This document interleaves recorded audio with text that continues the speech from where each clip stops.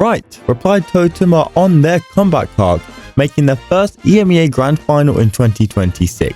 Although a rough start in the first split, this Grand Final appearance in the summer split with the multiplier effect in play has drastically increased their chances of securing a place at Worlds. We will be looking into what went wrong then and why they could be the dark horses at the World Finals. But first, let's look into this month. They started in the quarters against Metaport and Lenane, a match that went surprisingly smooth for Totem. Totem went into Brawl Ball with a strong defensive setup of Charlie and Gale to stop the Edgar, but Metaport final picked Amber, which can be annoying to phase, but will not be able to support the Edgar in the late game. And with Chester as the only source of damage and reliable accuracy, Metaport were overwhelmed in Brawl Ball. In Gem Grab, the draft felt close on paper, but there were some flaws. Totem lacked a main anti-tank, but had some great aggressive and tank brawlers to hold down and regain control, and Metaport just didn't have an answer to Totem's aggressive comp. Chester handled the Kenji but struggled against the Mo and Stu, and since Sirius's main damage is too weak and Mina can't get close enough to deal max damage, Metaport again struggled to control the mids, and Totem had the great balance of aggression with the Kenji and Mo, but also control through the Stu with the protection either side of him. A draft executed perfectly and secured the second set win. And in Out in the Open, Totem opted for a very high damage and wall break comp plus a Leon assassin. Metaport went for mostly control and support with the Jae Young and Jean providing heals and Eve to create that third lane.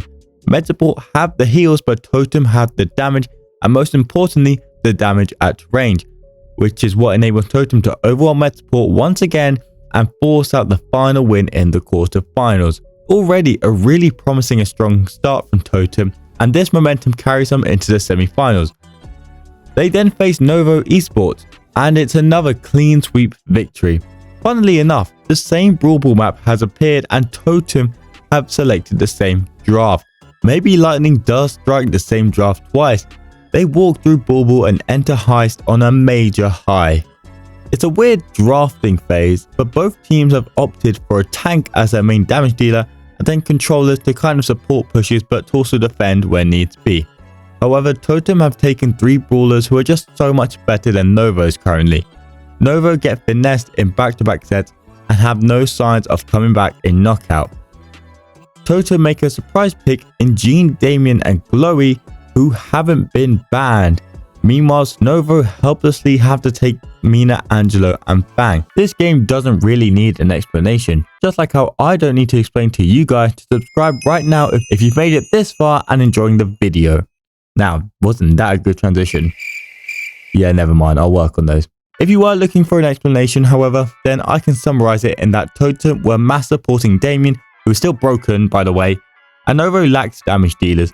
They did win the early game, but that was only because there was no super or utility available for Totem, but after that it was Damien all the way.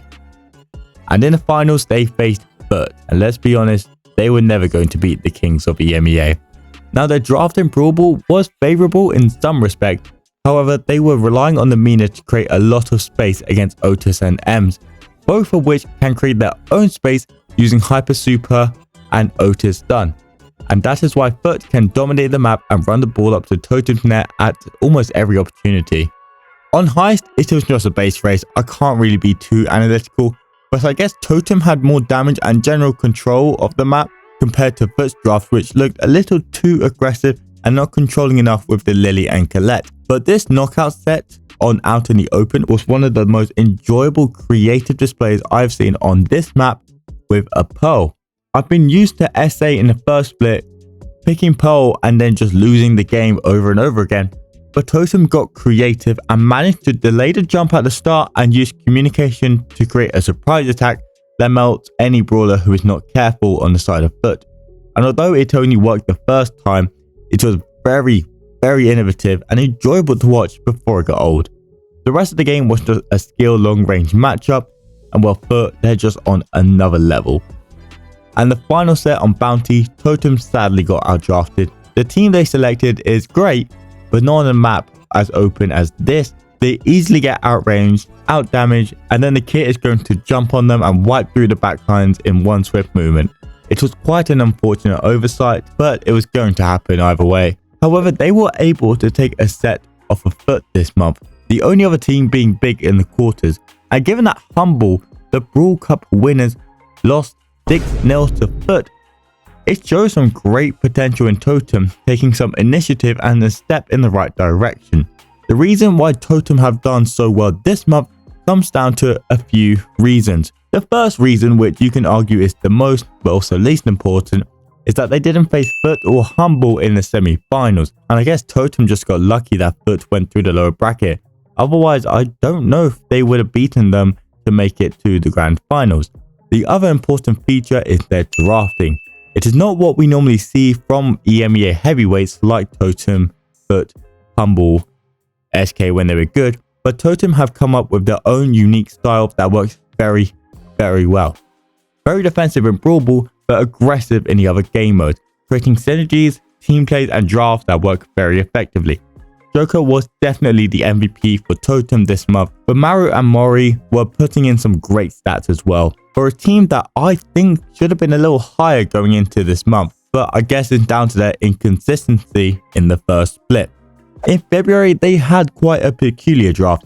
The general idea was visible, but they selected some brawlers such as Grey, Daryl, Spike and Shelly in these maps were a little questionable. Better brawlers were available for the taking that could have secured easier wins with more aggressive and control, and I guess that oversight carried into that match against hmble because they were swept 6-3. Honestly, they had paper drafts, but nothing really counted the aggressive picks of hmble, and that is why they were knocked out in the semis. But in April, their most recent monthly final appearance, they were knocked out in the quarters by Novo, and these drafts definitely explain why. Good start, but it sort of went bonkers with the Gale and Cord Mina combo. Gemgrad has some hopes, but they were outskilled and the Mortis was hard countered at every aggressive push it made. So what does that mean for Totem? Well, they sit in 3rd place with a decent gap between 4th place big talents.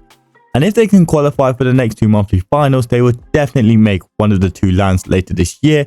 But one semi-final or higher appearance will more than likely guarantee their direct World Championship qualification.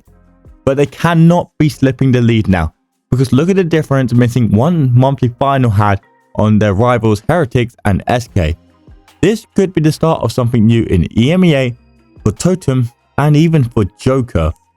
And I'm sure we will be expecting more innovative, creative and promising signs from this org. If you think Totem have what it takes to make worlds, let me know in the comments. And if you've enjoyed the video, please consider liking and subscribing as it will help me out a ton. Thank you so much for watching, and I'll see you all later, Sproutlings. Bye! No, it's great to see you, someone who gives me so much joy. Oh, hello, at Hello. events. I know. It's so great to watch you this year, man. You've been phenomenal. I've got to ask, this season, you've dropped 9 sets. That's how many sets you've lost. What makes you so consistent in this roster? I mean, you are just a rock. Am I what? Rock? You are the rock.